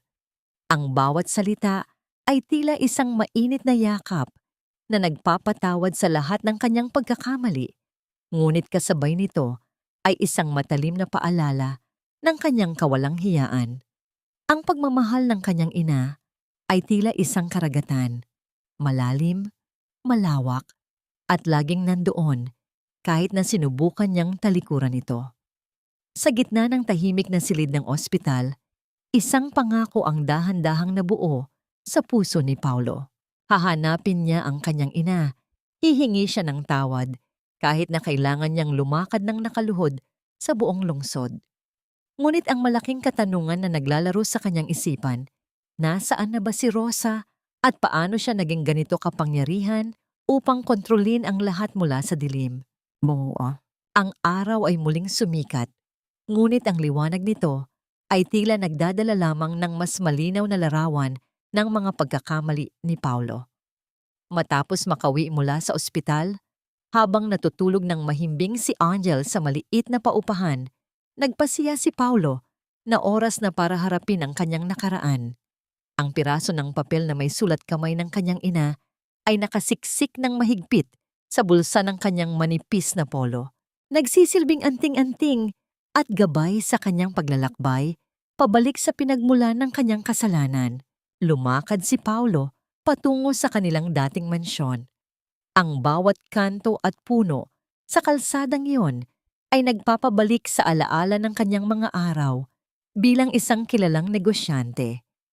Ngunit nang marating niya ang tapat ng malaking gate ng kanyang dating bahay, bumungad sa kanya ang isang nakapanlulumong tanawin. Ang mga selyo ng bangko ay nakadikit pa rin, ngunit ang paligid ay tahimik, mistulang isang inabandonang sementeryo ng mga sirang pangarap. Habang nakatingin siya sa bahay, isang pamilyar na sasakyan ang huminto sa kanyang likuran. Ang lumang pickup truck ni Mang Cardo, ang tapat na driver ng pamilya na matagal na niyang hindi nakita mula nang mamatay ang kanyang ama. Dahan-dahang bumaba ang matanda, ang mukha ay seryoso, ngunit hindi nagpapakita ng galit. Mang Cardo, ano pong ginagawa niyo rito? Ang naguguluhang tanong ni Paulo, tila nakakita ng isang multo mula sa nakaraan. Huminga ng malalim si Cardo bago sumagot. Inutusan akong sunduin ka, Paulo. Matagal na siyang naghihintay. Ang pintig ng puso ni Paulo ay biglang bumilis. Si nanay po ba? Nasaan po siya? Maayos ba ang kalagayan niya? Mang Cardo, kailangan ko siyang makausap. Kailangan kong humingi ng tawad sa lahat ng ginawa namin ni Cynthia. Makikita mo rin siya. Sumakay ka na. Ang tipid na sagot ni Cardo. Sa loob ng sasakyan, ang katahimikan ay nakakabingi. Habang bumibiyahe sila papunta sa sentro ng lungsod, nakita ni Paulo ang pagbabago sa paligid. Mula sa mga lumang kalsada, pumasok sila sa distrito ng mga naglalakihang negosyo kung saan ang mga gusali ay sumasalamin sa kalangitan tulad ng mga higanteng ginto. Hindi niya maintindihan kung bakit sila papunta sa lugar na ito. Inaasahan niyang dadalhin siya ni Cardo sa isang tagong probinsya o isang maliit na bahay. Huminto ang sasakyan sa tapat ng pinakamataas at pinakamarangyang gusali sa buong syudad, ang punong tanggapan ng Villarama Group, ang mismong kumpanya na bumili at nagpasara sa kanyang sariling negosyo. Tumingala si Paulo, ang pakiramdam niya ay tila siya isang maliit na insekto na nakatitig sa isang malaking halimaw. Bakit tayo nandito, Mang Cardo? Anong gagawin natin sa lugar na to? Ang nag-aalangang tanong ni Paulo habang pinagmamasdan ang mga naglalakihang gwardya na nakatayo sa pintuan. Lumingon si Cardo at tinitigan siya ng diretso sa mata. Nandito tayo dahil gusto kanyang makausap. At bilang isang bisita, inaasahan ko na ibibigay mo sa kanya ang buong paggalang na ipinagkait mo noong huli kayong magkita. Pumasok ka, hinihintay ka niya sa pinakamataas na palapag. Nanginginig ang mga binti ni Paulo habang naglalakad siya papasok ng gusali. Ang bawat tingin ng mga empleyado sa kanyang madumi at gusot na damit ay tila mga karayom na tumutusok sa kanyang natitirang dangal. Sumakay siya sa private elevator na itinuro ni Cardo. Habang umaakyat ang elevator, ang kanyang paghinga ay bumibigat. Ang mga numerong nagbabago sa screen ay tila pag-ikot ng orasan patungo sa oras ng kanyang paghuhusga. Sino ang tao na nagtatago sa likod ng pangalang Villarama Group? At paano naiugnay ang pangalan ng kanyang ama sa kumpanyang ito na umagaw sa lahat ng kanyang pag-aari? Nang bumukas ang pinto ng elevator sa penthouse, bumungad sa kanya ang isang malawak na opisina na pinalilibutan ng salamin, kung saan ang buong lungsod ay makikita mula sa itaas. Sa gitna ng opisina, may isang malaking mahogany desk at isang upuang nakatalikod sa kanya, humaharap sa tanawin ng syudad. Ang katahimikan ay nakakapanindig balahibo. Ito na ba ang sandali ng paghaharap? Ito na ba ang mukha ng halimaw na sumira sa kanyang pamilya? O may mas malaking sikreto pang naghihintay na mabunyag? Pako, hindi ang yaman ang nawala sa iyo, Paulo, kundi ang iyong pagkatao. Ang tinig na yon ay hindi nanggaling sa isang matandang nanghihina, kundi mula sa isang babaeng puno ng awtoridad at kapangyarihan. Dahan-dahang pumihit ang malaking silya at doon ay bumungad kay Paulo ang isang katotohanang mas masakit pa sa anumang sampal na natanggap niya sa buong buhay niya. Nakaupo si Rosa sa harap ng malawak na mesa, suot ang isang itim na silk na terno. Ang kanyang mga kuko ay maayos na nakamanicure at sa kanyang mga daliri ay nagniningning ang isang singsing na mas malaki at mas dalisay kaysa sa ninakaw daw na alahas ni Cynthia. Nanghina ang mga tuhod ni Paulo dahilan upang mapakapit siya sa sandalan ng isang silya para hindi tuluyang bumuwal sa sahig. Ang kanyang lalamunan ay tila tinubuan ng mga tinik dahilan upang maging mahirap ang paglunok.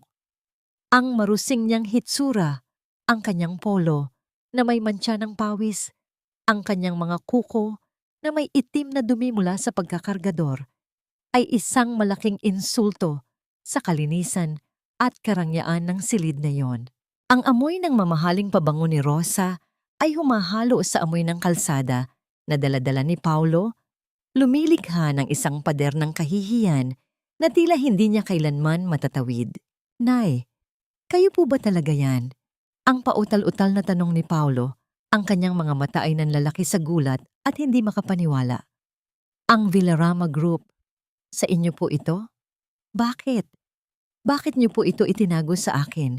Bakit hinayaan niyo kaming maghirap? Isang mapait at malamig na ngiti ang sumilay sa mga labi ni Rosa. Tumayo siya mula sa kanyang upuan. Ang kanyang tindig ay tuwid at walang bahid ng kapaguran. Hindi ko kayo hinayaang maghirap, Paulo. Kayo ang pumili ng landas na yan.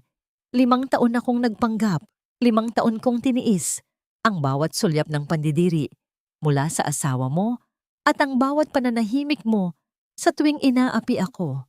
Gusto kong makita kung ang anak ba na pinalaki namin ni Eduardo ay may natitira pang puso. Dahan-dahang lumapit si Rosa sa kanyang anak. Ang bawat tunog ng kanyang sapatos sa sahig ay tila isang hatol ng kamatayan sa pandinig ni Paulo. Pinanood ko kung paano mo itinapon ang dangal mo para sa isang babaeng iiwan ka rin sa oras na mawala ang kinang ng iyong ginto. Pinanood ko kung paano mo ako itinapon sa ulan na parang isang basurang wala ng silbi. Ang lahat ng yaman na tinamasa mo, Paulo, ay galing sa pawis ng iyong ama at sa sakripisyo ko. Kaya noong gabing pinalayas mo ako, kinuha ko lang ang sakin. Napaluhod si Paulo sa gitna ng opisina. Ang kanyang mga balikat ay nanginginig sa matinding paghikbi. Ang bawat salita ni Rosa ay tila mga latigo na humahagupit sa kanyang kaluluwa. Patawad po, Nay. Patawad po sa lahat. Nabulag ako. Naging duwag ako. Patawarin niyo po ako. Ang kanyang mga kamay ay pilit na gustong humawak sa laylayan ng damit ni Rosa. Ngunit bago pa man niya ito magawa, ay agad siyang dinaluhan ng isang matinding panghihina. Tinitigan siya ni Rosa mula sa itaas. Ang kanyang mga mata ay may halong pighati, ngunit nananatiling matatag. Ang kapatawaran ay hindi nakukuha sa simpleng salita, Paulo. Ang kumpanyang ito, ang bahay na kinalakhan mo, ang lahat ng ginhawa, lahat yan ay binawi ko na. Sa ngayon, hindi ka na anak ng isang bilyonaryo. Ikaw ay isang lalaking kailangang patunayan sa kanyang sarili at sa kanyang anak na karapat-dapat siyang tawaging tao.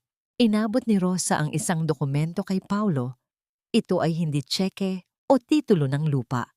Ito ay isang kontrata para sa isang trabaho bilang isang ordinaryong janitor sa loob ng kumpanya.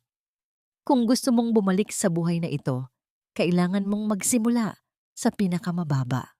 Kailangan mong maramdaman kung paano maglinis ng sahig na dinudumihan ng iba. Kailangan mong matutunan ang halaga ng bawat sentimo na ipapakain mo kay Angel.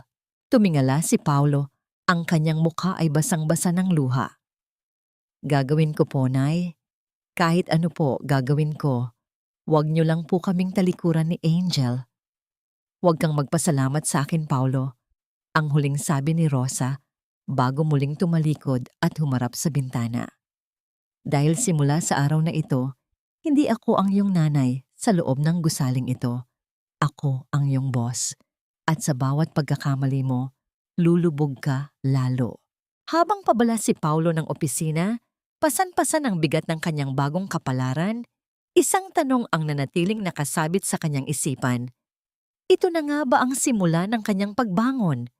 O ito ay isang mas masakit na paraan ng kanyang ina upang ipaalala sa kanya ang bawat luhang pumatak mula sa mga mata nito noong gabing siya ay itinaboy? Hanggang kailan kakayanin ni Paulo ang hagupit ng disiplina ng isang inang labis na nasaktan? Ang amoy ng sabon at chlorine ay tila dumidikit na sa balat ni Paulo, isang halimuyak na malayo sa mamahaling pabango na dati niyang kinagigiliwan. Hawak-hawak niya ang isang mahabang mop. Dahan-dahang nililinis ang malawak na lobby ng Villarama Group. Ang bawat hagod ng basang tela sa makintab na sahig ay tila pagbubura sa kanyang nakaraang kayabangan. Nakayuko siya. Iniiwasan ang bawat tingin ng mga empleyadong labas-masok sa gusali. Ang ilan sa kanila ay dating mga tauhan niya na ngayon ay nagbubulungan habang dumadaan sa kanyang tabi. Si Sir Paulo ba yan? Yung dating may-ari ng kumpanya sa kabilang kalsada? Ang narinig niyang bulong ng isang babaeng naka-uniforme. Grabe, janitor na lang pala siya ngayon. Nakakaawa naman. Sa halip na magalit o sumagot ng pabalang, hinigpitan ni Paulo ang hawak sa kanyang mop. Ang bawat salita ng pangungutya ay tinatanggap niya bilang bahagi ng kanyang penitensya. Naalala niya kung paano niya hinayaang saktan at hiyain ni Cynthia, ang kanyang ina, sa harap ng maraming tao. Ang kahihiyang nararamdaman niya ngayon ay wala pa sa kalingkingan ng sakit na idinulot niya kay Rosa. Ang tanging nagpapatatag sa kanya ay ang isiping pagkatapos ng mahabang oras ng trabaho, may maibibili na siya ng masarap na pagkain at gamot para kay Angel. Sa gitna ng kanyang paglilinis, Isang malakas na komosyon ang nagmula sa pintuan ng gusali. Ang tunog ng mga gwardyang nagpipigil sa isang tao ay umalingaw-ngaw sa buong lobby.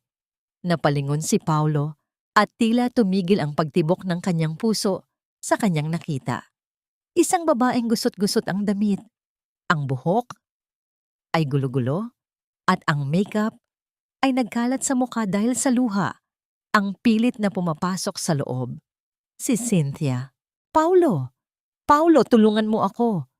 Ang sigaw ni Cynthia nang makita ang asawa sa malayo. Nagpumiglas siya mula sa hawak ng mga gwardya at patakbong lumapit kay Paulo. Walang bakas ng dating reyna ng karangyaan. Ang kanyang mga mamahaling alahas ay wala na. At ang kanyang muka ay may mga pasa. Tila biktima ng karahasan. Cynthia, anong nangyari sa'yo? Ang tanong ni Paulo, hindi alam kung dapat ba siyang maawa o magalit. Ibinaba niya ang kanyang mop at tiningnan ang babaeng naging sanhi ng kanyang pagkawasak. Si Rico. Ninakawan niya ako, Paulo. Kinuha niya ang lahat ng dala kong pera at alahas. Tapos iniwan niya ako sa isang motel. Pagkatapos akong saktan. Wala na akong mapuntahan. Paulo, maawa ka sa akin. Tanggapin mo ako ulit. Pamilya tayo, di ba? Ang mga kamay ni Cynthia ay mahigpit na kumapit sa maruming uniforme ni Paulo. Ang kanyang mga mata ay puno ng desperasyon at pekeng pagsisisi. Tiningnan ni Paulo ang mga kamay ni Cynthia. Pagkatapos ay tumingin siya sa hawak niyang mop. Cynthia, tingnan mo ako. Janitor na lang ako rito. Wala na akong pera. Wala na akong mansyon na maibibigay sa'yo. Bakit ka bumalik sa akin? Bago pa makasagot si Cynthia, ang tunog ng pagbukas ng private elevator ay kumuha sa atensyon ng lahat.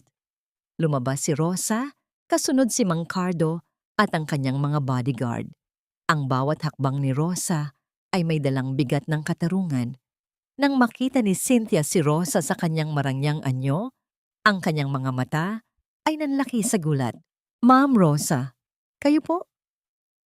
Ang pautal-utal na sabi ni Cynthia. Agad na bumitaw kay Paulo at lumapit sa matanda, akmang luluhod sa paanan nito. Ma'am, patawad po. Nagkamali po ako. Nabulag lang po ako ng mga maling tao. Tulungan niyo po ako. Gagawin ko ang lahat. Magsisilbi po ako sa inyo. Tinitigan ni Rosa si Cynthia mula sa itaas hanggang sa ibaba. Ang kanyang muka ay tila gawa sa bato. Walang bakas ng awa sa kanyang mga mata. Ang dumi ng sahig ko, Cynthia. At hindi ko pinapayagang dumikit ang anumang dumi sa aking sapatos. Lumingon si Rosa kay Paulo na nakatayo lang sa gilid. Paulo, tapusin mo ang paglilinis sa bahaging iyan. At kayong mga gwardya, ilabas ang babaeng ito. Ang Villarama Group ay hindi isang silungan para sa mga ahas na marunong lang lumapit kapag may makukuha silang pakinabang. Ma'am Rosa, Paulo, wag niyo akong itaboy! Ang huling sigaw ni Cynthia habang kinakaladkad siya ng mga gwardya palabas ng gusali. Ang kanyang mga tili ay unti-unting naglaho nang sumara ang malaking pintuan ng lobby. Nanatiling nakatayo si Rosa sa harap ng kanyang anak. Isang mahabang katahimikan ang namagitan sa kanilang dalawa. Nakita mo na ba, Paulo? Ang taong inuna mo sa buhay mo ay ang unang taong tatalikod sa iyo kapag wala ka na sa itaas. Ngayon, ituloy mo ang iyong trabaho. Ang tunay na pagbabago ay hindi nagsisimula sa salita, kundi sa pagtitiis sa hirap. Tumango si Paulo, ang kanyang mga mata ay puno ng bagong determinasyon. Ipinagpatuloy niya ang pagmop sa sahig, ramdam ang bawat hapdi sa kanyang likod. Ngunit sa likod ng kanyang paghihirap, isang maliit na bahagi ng kanyang puso ang nakaramdam ng gaan. Ang multo ng kanyang nakaraan ay unti-unti nang naglalaho. Ngunit sa pag-alis ni Cynthia, isang bagong kabanata ang magbubukas. Hanggang kailan mananatiling janitor si Paulo sa kumpanya ng kanyang ina? At may pagkakataon pa ba silang mabuo muli bilang isang tunay na pamilya kasama si Angel? Tanda, wala ka nang maluloko rito. Sumama ka sa amin sa istasyon. Ang malakas na boses ng isang opisyal ng pulisya ay bumasag sa huling pag-asa ni Cynthia habang pinapoposan siya ng posas sa gitna ng mataong bangketa. Ang kanyang mga tili at pagmamakaawa ay tila mga hiyaw ng isang sugatang hayop na wala nang matatakbuhan. Ang mga tao sa paligid ay nakatingin lamang ng may halong pandidiri at panunuya. Ang ilan ay kumukuha pa ng video sa kanyang kahiyahiyang pagbagsak.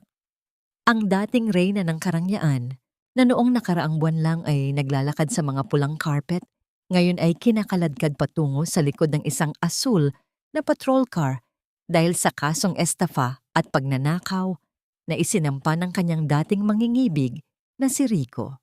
Sa malayong bahagi ng lobby ng Villarama Group, nakatayo si Paulo habang hawak ang kanyang basahan, tahimik na pinagmamasdan ng balita sa telebisyon na nakasabit sa dingding. Nakita niya ang mukha ni Cynthia sa screen. Ang mukhang dati ay pinakamaganda para sa kanya. Ngunit ngayon ay simbolo na lamang ng pagkaksala at kasakiman. Isang malalim na buntong hininga ang kumawala sa kanyang dibdib. Wala siyang naramdamang tuwa sa sinapit ng asawa, kundi isang malaking lunas na tila may mabigat na kadena na kinalas mula sa kanyang leeg. Ang pag-ibig na naging dahilan ng kanyang pagkabulag ay tuluyan ng naging abo. Tapos na ang lahat, Paulo. Ang marahang boses ni Mang Cardo mula sa kanyang likuran ang nagpabalik sa kanyang ulirat. Ang katarungan ay may sariling paraan ng pagdating, gaano man ito katagal. Tumango si Paulo at ipinagpatuloy ang paglilinis. Matapos ang 3 buwan ng pagtatrabaho bilang janitor, ang kanyang mga kamay ay naging magaspang, ang kanyang katawan ay naging mas matatag, at ang kanyang isipan ay naging mas malinaw. Hindi na siya ang lalaking madaling madala sa kislap ng salapi. Ang bawat sentimo na kanyang kinikita ay itinatabi niya para sa kinabukasan ni Angel, at bawat hapon ay nagdadala siya ng isang simpleng bulaklak para sa puntod ng kanyang ama at isang maliit na handog para sa kanyang ina na patuloy na nagmamasid sa kanya mula sa itaas na palapag. Isang araw, ipinatawag muli ni Rosa si Paulo sa kanyang opisina. Sa pagkakataong ito, hindi suot ni Paulo ang kanyang janitor's uniform. Suot niya ang isang simpleng barong na binili niya mula sa kanyang unang 3 buwang sahod. Ang kanyang tindig ay may dangal na, hindi dahil sa yaman, kundi dahil sa pagkilala sa sariling halaga. Umupo ka, Paulo. Ang utos ni Rosa. Ang kanyang boses ay hindi na kasing lamig ng dati. May bahagyang init na sa kanyang mga mata habang tinititigan ang kanyang anak. Nakita ko ang iyong pagsusumikap. Nakita ko kung paano mo tinalikuran ang iyong kayabangan at kung paano mo inalagaan si Angel sa gitna ng iyong kahirapan. Ang apoy na ibinigay ko sa iyo ay hindi ka sinunog, kundi ginawa kang isang mas mabuting tao. Inilapag ni Rosa ang isang susi sa ibabaw ng mesa. Hindi ito ang susi ng kanilang dating mansyon, kundi susi ng isang maliit ngunit maayos na bahay sa isang tahimik na subdivision. Ang mansyon ay naibenta na at hindi mo na ito kailangan. Ang bahay na ito ay para sa inyong menyo ni Angel. Binili ko ito gamit ang sarili mong sahod na itinabi ko para sa iyo bilang bonus sa iyong katapatan. At simula bukas, hindi ka na maglilinis ng sahig. Magmamasid ka sa production department bilang isang trainee. Kailangan mong matutunan ang bawat aspeto ng negosyo mula sa ibaba bago ka muling humawak ng panulat para pumirma ng mga kontrata. Nanghina ang mga mata ni Paulo sa sobrang katuwaan, ngunit bago pa siya makapagsalita, lumapit si Rosa at hinawakan ang kanyang mga kamay. Hindi sapat ang yaman para maging masaya, anak. Ang tunay na kayamanan ay ang pagkakaroon ng malinis na konsensya at isang pamilyang hindi ka tatalikuran. Handa ka na bang bumalik sa ating tahanan? Hindi bilang isang boss, kundi bilang aking anak? Humagulgol si Paulo at niyakap ng mahigpit ang kanyang ina. Ang yakap na yon ay tila pagbubura sa lahat ng sakit lahat ng ulan, at lahat ng pagsisisi.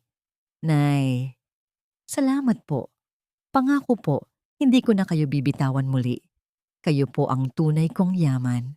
Sa labas ng gusali, ang araw ay dahan-dahang lumulubog, nagbibigay ng isang ginintuang liwanag sa buong syudad. Habang papalabas si Paulo ng gusali, bitbit ang bagong susi, nakita niya si Angel na tumatakbo patungo sa kanya, kasama si Mang Cardo. Ang tawa ng kanyang anak ay tila isang himig ng bagong simula. Ngunit sa gitna ng kanilang kaligayahan, isang lihim na pangako ang nanatili sa puso ni Paulo. Paano niya mapapanatili ang kapayapaang ito? Ngayong alam na niya ang tunay na halaga ng bawat sakripisyo ng kanyang ina. At ano ang huling sorpresa na inihanda ni Rosa para sa kanilang unang hapunan bilang isang buong pamilya? Ang halimuyak ng kumukulong sinigang at bagong saing na kanin ay dahan-dahang humahalimuyak sa loob ng bagong bahay. Isang amoy na tila humihilom sa bawat sugat ng nakaraan. Sa loob ng maliit ngunit malinis na kusina, hindi mga katulong ang abala sa paghahanda, kundi si Rosa mismo. Nakasuot siya ng isang simpleng apron sa ibabaw ng kanyang pambahay na damit. Ang kanyang mga kamay ay bihasa sa paghiwa ng mga gulay. Ang bawat galaw niya ay puno ng katahimikan at kapayapaan, malayo sa ingay ng mga boardroom at mga transaksyon sa negosyo. Sa mga sandaling ito, hindi siya ang bilyonaryong si Ma'am Rosa. Siya ay si Nanay Rosa, ang pusong nagpapatakbo sa tahanang ito. Ang tunog ng pagpihit ng susi sa pinto ay naghudyat ng pagdating ni Paulo mula sa kanyang unang araw bilang trainee sa kumpanya. Kasunod nito ang masiglang yabag ng maliliit na paa ni Angel na patakbong sumalubong sa kanyang ama. Ang tawa ng bata ay tila isang musika na pumuno sa bawat sulok ng silid, isang tunog na matagal na ipinagkait ng tadhana sa kanila. Binuhat ni Paulo ang kanyang anak at hinalikan ito sa pisngi. Ang kanyang muka ay bakas ng pagod, ngunit ang kanyang mga mata ay nagniningning sa kaligayahan. Nay, ang bango naman ng luto niyo. Parang bumalik ako sa kabataan ko. Ang sabi ni Paulo habang lumalapit sa kanyang ina upang magmano. Ang pagdampi ng noo ni Paulo sa likod ng palad ni Rosa ay isang sagradong sandali. Isang simbolo ng pagbabalik ng paggalang at pagmamahal na minsan ay nalimutan. Maupo na kayo, handa na ang pagkain. Ang malambing na sagot ni Rosa habang inilalapag ang malaking mangkok ng sinigang sa gitna ng hapag. Ito ang paborito mo, Paulo. At para kay Angel, may tsampurado tayong panghimagas mamaya. Habang kumakain sila, ang katahimikan ay hindi na nakakabingi. Ito ay puno ng init ng pag-uunawaan. Pinagmamasdan ni Rosa ang kanyang anak na ngayon ay marunong ng magpasalamat sa bawat subo ng pagkain. Wala na ang reklamo tungkol sa lasa o ang pagmamadali para sa mga walang kwentang pagtitipon.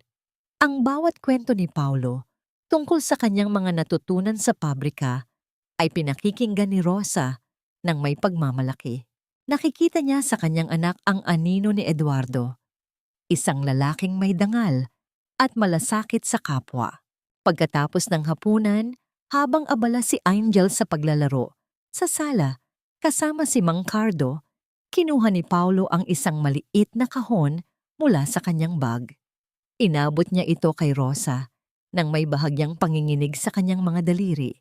Nay, alam ko pong wala pa ito sa kalingkingan ng mga alahas na mananameron kayo, pero ito po ang unang regalo na binili ko gamit ang perang pinaghirapan ko ng tapat. Gusto ko po sanang tanggapin niyo ito bilang simbolo ng bagong panimula natin. Dahan-dahang binuksan ni Rosa ang kahon. Sa loob ay isang simpleng pilak na kwintas na may pendant na hugis puso. Hindi ito gawa sa mamahaling brilyante, ngunit para kay Rosa, ito ang pinakamahalagang alahas sa buong mundo. Ang kinang nito ay hindi galing sa presyo, kundi sa pag-asa at pagsisisi na dala nito. Isang mainit na luha ang pumatak mula sa mata ni Rosa habang hinahaplos ang kwintas. Salamat anak. Isusuot ko ito ng may karangalan. Higit pa sa anumang korona. Tumayo si Rosa at lumapit sa bintana. Tinitingnan ang malawak na langit na puno ng bituin. Ang bagyo na sumira sa kanilang pamilya ay tuluyan ng lumipas. Ang hustisya ay nakamit na, hindi sa pamamagitan ng paghihiganti, kundi sa pamamagitan ng pagtuturo.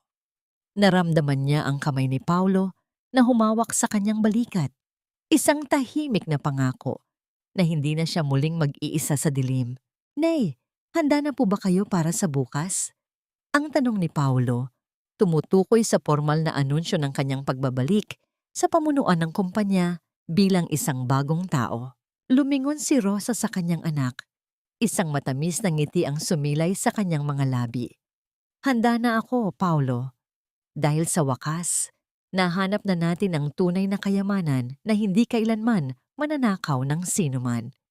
Ngunit sa kabila ng kanilang kapayapaan, isang huling hamon ang kailangan nilang harapin. Paano nila ituturo kay Angel ang mga aral ng nakaraan nang walang bahid ng puot? At ano ang magiging huling habilin ni Rosa para sa kanyang anak bago niya tuluyang ipasa ang korona ng Villarama Group? Ang dapit hapon ay dahan-dahang naglalatag ng gintong kumot sa malawak na bakuran ng pamilya Villarama. Hindi ito ang malamig at mapagmataas na mansyon ng nakaraan, kundi isang tahanang puno ng buhay, kung saan ang bawat sulok ay may kwento ng pag-asa. Ang mga huni ng ibon sa mga puno ng mangga ay tila isang masayang awit na sumasaliw sa tawanan ng isang batang babaeng masiglang tumatakbo sa damuhan. Si Angel ay dalaga na. May dalang liwanag sa kanyang mga mata na tila hiram sa bituin. Huminto siya sa pagtakbo nang makita ang kanyang lola na nakaupo sa isang tumba-tumba sa ilalim ng malaking puno. Lumapit ang dalaga at marahang humalik sa pisngi ni Rosa bago inilapag ang isang sariwang pitas na bulaklak sa kandungan ng matanda. Lola, tingnan niyo po. Kasing ganda niyo ang bulaklak na ito. Ang malambing na sabi ni Angel. Ang kanyang tinig ay puno ng katapatan. Napangiti si Rosa. Ang kanyang mga mata ay nagniningning sa ilalim ng kislap ng papalubog na araw. Hinaplos niya ang buhok ng kanyang apo. Salamat, apo. Ang kagandahan ay kumukupas, pero ang kabutihan ng puso ay mananatiling sariwa habang buhay. Huwag mo sanang kalilimutan ang lahat ng itinuro namin sa iyo. Mula sa pintuan ng bahay, lumabas si Paulo. Wala na ang bakas ng lalaking nabulag ng kayabangan at takot. Ang kanyang mukha ay kakikitaan ng kapayapaan ng isang taong nakatagpo na ng kanyang tunay na direksyon. Hindi na siya ang bilyonaryong kinatatakutan. Siya na ang pinunong minamahal ng kanyang mga empleyado dahil alam niya ang halaga ng bawat patak ng pawis ng isang manggagawa. Nilapitan niya ang kanyang ina at iniabot dito ang isang baso ng mainit na tsa. Nay, handa na po ang hapunan sa loob. Ang sabi po ni Mang Cardo, masarap daw ang huli niyang isda para sa atin ngayong gabi. Ang sabi ni Paulo habang marahang hinahawakan ang balikat ng kanyang ina. Tumingala si Rosa sa kanyang anak. Salamat, Paulo. Napakasarap mabuhay kapag alam mong ang bawat pagkaing nakahain sa mesa ay galing sa malinis na paraan. Sa gitna ng katahimikan ng gabi, isang sandali ng pagmuni-muni ang bumalot sa kanilang tatlo. Ang bawat isa sa kanila ay may kani-kaniyang pilat mula sa nakaraan. Si Paulo ay natutong magpatawad sa sarili at si Rosa ay natutong magpatawad sa anak na minsan siyang binigo.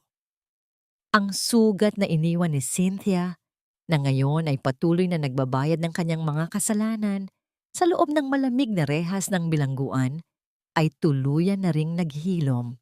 Ang puot ay napalitan ng panalangin na sana ay mahanap din nito ang liwanag sa gitna ng dilim. Ang tunay na sikreto ni Aling Rosa ay hindi ang kanyang nakatagong bilyon-bilyong yaman. Ang tunay na lihim na kanyang iniingatan ay ang kapangyarihan ng pag-ibig na handang sumugal, handang magtiis, at handang magpahirap para lamang iligtas ang kaluluwa ng kanyang minamahal. Sa pagtatapos ng araw, ang yaman ay naglalaho, ang mansyon ay guguho. Ngunit ang ugnayan ng isang ina at anak na pinagtibay ng pagsubok ay mananatiling nakatirik hanggang sa huling hininga. Habang dahan-dahang pumapasok ang pamilya sa loob ng kanilang tahanan, ang liwanag mula sa loob ay nagbibigay ng init sa malamig na hangin ng gabi. Ang pinto ay nakabukas para sa lahat, isang simbolo na ang puso ni Rosa ay wala ng itinatagong galit. Ang buhay ay muling nagsimula sa isang simpleng hapunan, sa isang simpleng panalangin, at sa isang pag-ibig na walang hanggan. Ang kwento ni Aling Rosa ay hindi nagtatapos sa katarungan, kundi sa isang matamis na kapayapaang tanging ang tunay na pagmamahal lamang ang makapagbibigay.